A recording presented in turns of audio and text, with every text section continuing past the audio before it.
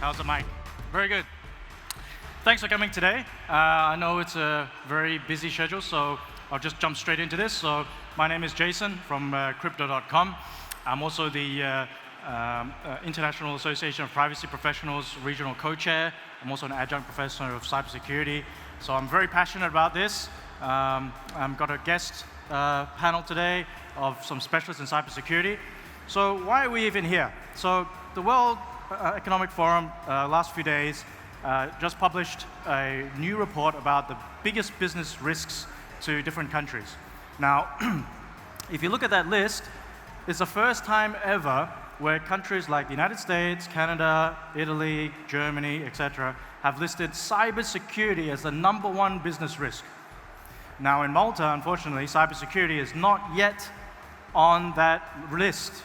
So with the MFSA, our buddies over there, with the new cybersecurity framework that has come out, the guidance framework, we can talk more about that. So welcome to the stage, and we'll talk more about this now. Hartej, co-founder and president of Hosho.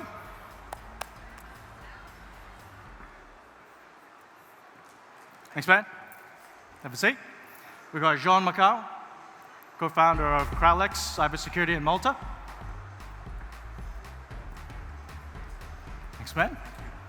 Next, we have Efrem Borg, head of information security at MITA in Malta. Last but not least, Anatoliy, CTO of Stasis.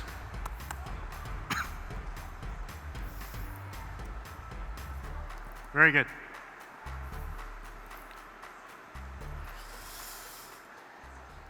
So let's just jump straight into this. It's fantastic that we've got a group of cybersecurity professionals like yourselves. As I mentioned, we've got a mic check. Check. There mic we go. check. We're in business. We're in business, gentlemen. Excellent. The acoustics in this room are not the best, so yeah, we're no problem. Speak very loudly into the mic. Excellent. So we're short on time, so we're going to go through kind of like a rapid-fire set of questions. And the reason why we're here today is obviously the topic about cybersecurity in the crypto space. So in the last, say, 18 months or so, we've seen a lot of exchanges get hacked. Up to date, there's about 1.8 billion worth of money being hacked from exchanges. And just in 2018, we've seen that 60% of it comes from that calendar year. So I'd like to ask you guys, what can we do? What do we do? How do we fix this problem? How do we know that the exchange that we're going to be using from these guys over here or these guys are safe? What do we do? What do these people need to do to make us trust them? So maybe we start with on the far left, and then we'll come cycle over this way. Yeah, for sure. Yeah, so transparency needs to become a standard in this industry. We have cryptocurrency exchanges. There's a new one being made every single day. You have an announcement of a brand new cryptocurrency exchange coming out. But yet, we don't have a standard in the industry that as an exchange, you have to engage with third parties to conduct penetration testing, social engineering, VAPT testing, data leak discovery. Do you have a CISO at the company that even thinks about your security? We have brand new exchanges being made where they don't have anybody employed in-house who even handles security, and they point the finger at the CTO. CTOs are not in charge of security. And employees of exchanges need to be very highly trained to think about things like ransomware and phishing attacks. Majority of the exchanges that have been getting attacked are still getting attacked by phishing attacks, where one of the employees is clicking on the wrong email. And a very common phishing attack that's been going around has been one where the PDF has one of your passwords from one of your old accounts. And so you recognize the password that is one of your old passwords, and that's the name of the PDF file. And as soon as you click it, the hacker now has gained access to your whole computer and is working their way towards your email. Your email is one of your most sensitive pieces of information to start learning about you, and they can lock you out of your own account. And then one thing I'll quickly mention is that it's not just about companies and influencers and famous people. If you are a target, especially if you're in this industry, especially if you publicly talk about the fact that you have crypto. And too many people aren't thinking about some of the basics.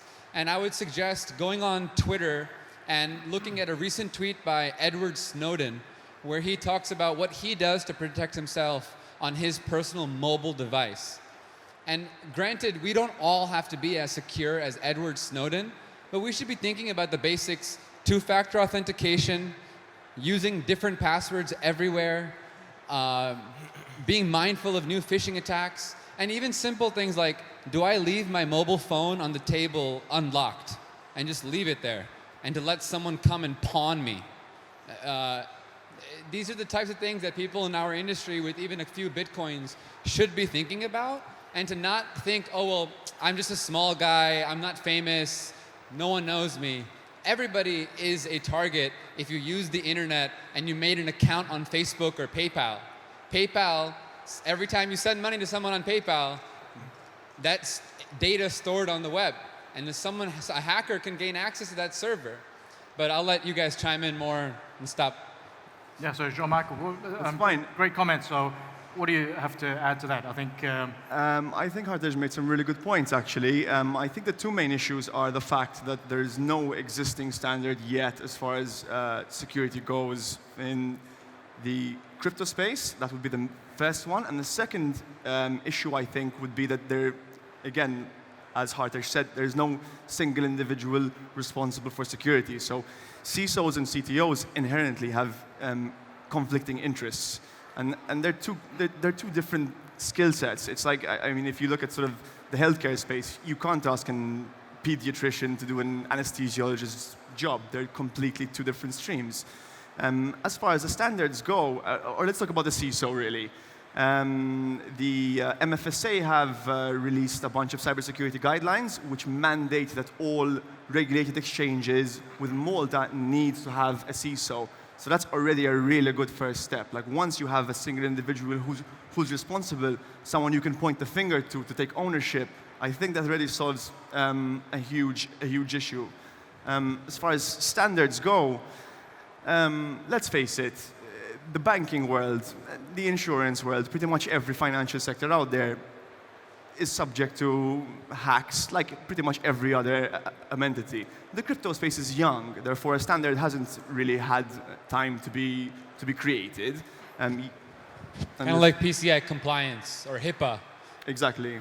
So this is actually something which we try to look at. Originally we had this idea to create, when I say we, I mean Kralanx. We had this idea to create this full-blown standard that might have been a little bit too expensive to adopt and a little bit too complicated to get people to jump on board in. However, what we did instead was take a sort of reverse approach, would be start with something small and then expand to something bigger. And the way we did that was by giving exchanges and ICOs their own white hat army of hackers, so essentially a 24/7 SOC on steroids, so they can fight fire with fire. I mean, they're against armies of hackers every day. Why don't they have their own armies? Sure.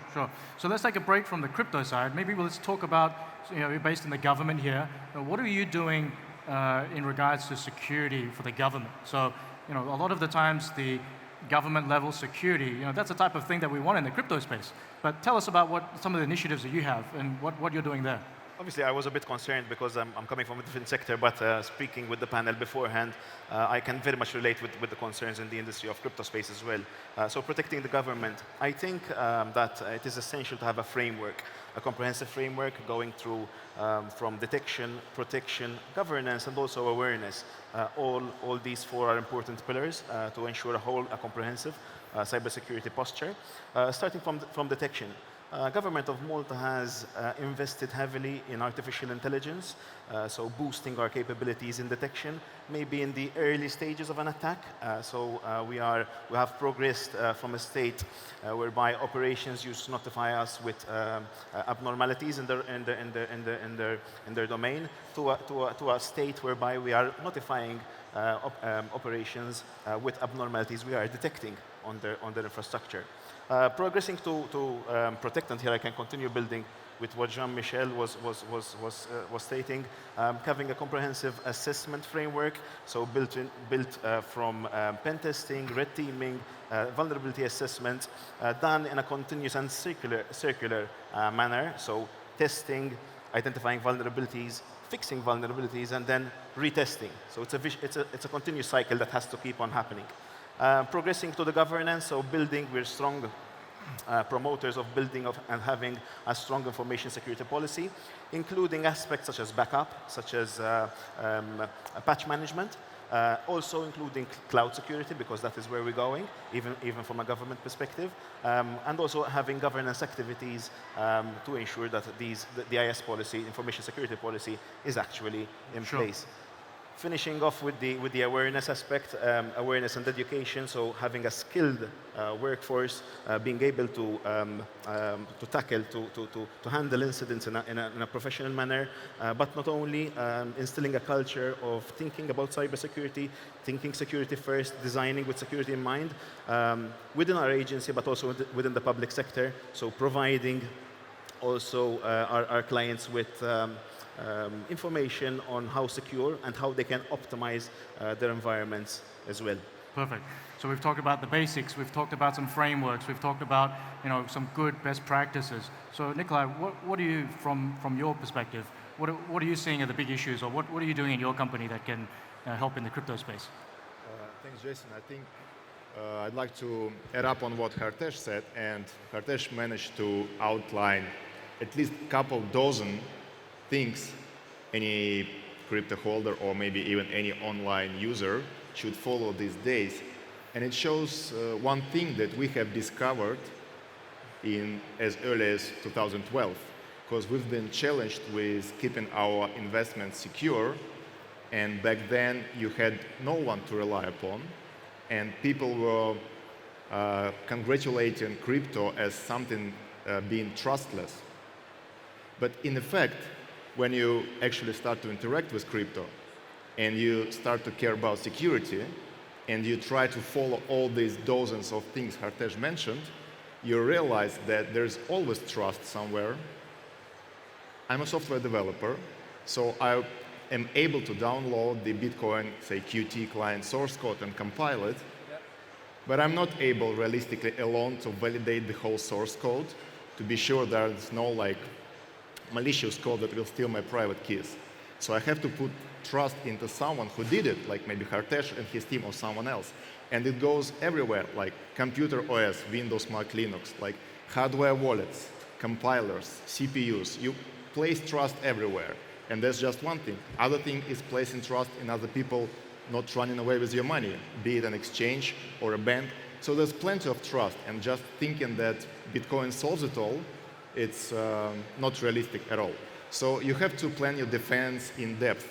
You have to understand where you put trust and where is a good idea to put trust, or where you have to trust only yourself. Okay. As an investor, as a user, as a CTO, as a CISO, anyone. And you should understand the risk reward. That's how I approach it. Okay, very good. So we've got some good coverage here. To piggyback on what he's saying about trust, I want to just quickly say that Satoshi Nakamoto in the Bitcoin white paper very clearly highlights his vision about the purpose of Bitcoin being to get rid of trusting human third parties. Yeah. And in that honor of thinking about cybersecurity in this industry, too many people are still trusting exchanges, and they're storing crypto on these exchanges. And the most recent hacks were actually, the last 4 major hacks were all related to security vulnerabilities in hot wallets. And many people in the industry don't even know the difference between a hot wallet and a cold wallet. And how much crypto do you trust to keep on a hot wallet? And how much crypto should you trust, which is none, on an exchange and to store it on an exchange? A cold wallet, just so you know, a cold wallet is a wallet that is not connected to the internet, and a hot wallet is one that is connected to the internet. And a great example of a great hardware cold wallet, and I'm not sponsored by them or anything, is a Trezor One or a Ledger, and it's a very safe mechanism for people to store their crypto. An average of about $2 million is stolen per day from exchanges. Not from one exchange, but from collectively all the exchanges, the amount of hacks that have been going on. And I just think it's a really good time for us as a community to come together and say we demand exchanges to show us that they are respecting security both in-house and that they have processes in place, Sure. and that they're showing their third-party reports. They have a third-party blue team, they have a third-party red team, and this is something that good companies pride themselves on. You want to show as a company that you respect security. You publicly should be giving your penetration testing reports to your clients, to your lawyers, to the government. Everybody will respect you more and your valuation will go up if you respect security. And I think it's shocking sometimes in the blockchain space, in crypto, when companies boldly disrespect security. Sure. So that's a great point. So in order to build trust, we need defense in depth, we need transparency, we need to make sure that we follow the same type of traditional cybersecurity type of work that we do. We need some good frameworks, we need a good culture. So it's nothing new, we just need to apply what we know to a new industry. So I think that's really important. So that's a good first round. Now we're short on time, so what we're going to do is, for the next question, I'm going to ask all of you to share with me your insights, because you all come from different industries, on what cybersecurity challenges and issues are you thinking are going to be big, not for next year, but all the way up until 2025. Now let me start off just very briefly. Now, I want to bring a little prop. These are two pictures that my daughters did, right? Now, as a nice father, what would I do? I would tell them, put your name on the thing. Put your full name, put the date, write your name in Chinese, write your, the day that you did it, all this information. One of my daughters wrote it down. The other daughter says, that's way too much information you're collecting on me. Why do you need all of this information? I'll just write my first name. So data privacy is something that's going to be a big thing, right? We've got GDPR, we've got all these type of things blended in with security now. So I've talked about data privacy. Maybe you guys can share from your perspectives what you think will be big issues. And we'll start with you from this, going this way. Yeah, thanks, Jason. 2025, not next year. 2025, exactly. I'm like, that's the earliest horizon I'm even considering myself. Like, I think that the biggest risk factor, and the hacks, most of the recent hacks showed, is actually the human factor. People make mistakes. People are susceptible to phishing, to being socially engineered, etc., etc. So for me, and it aligns with Satoshi vision, not the Bitcoin Satoshi vision, but the proper Satoshi vision, is to try to get rid of trust in human beings, myself first and foremost, as fast as possible. So we have to move to decentralized exchanges. We have to understand that even possessing customer data is a huge liability, as Mark Zuckerberg found out, right? The mere fact that Facebook has some, whatever, customer data subjects him to a risk of 5 billion fine.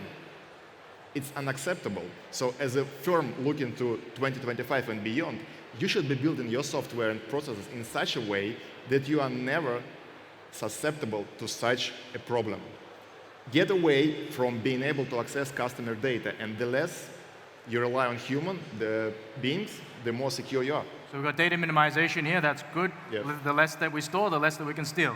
So Yep. we're going to have, in 20 seconds or so, can you add to that? I'll try. Okay, I'll just mention them. I think 2025 is a bit far-fetched. Yeah. Like in our industry, we plan for 6 months or a year, Sure. because this is a dynamic industry. Sure. Two major challenges that we have: recruitment, finding the right people, and communication. Threat intelligence sharing, I think it's something that our industry can highly benefit from, and I think we have to make it work on a national level, but also on an international, on an EU, and on a global scale as well. So I think that you have to build an ecosystem for that with a good sharing and a good community. So I think that's very important.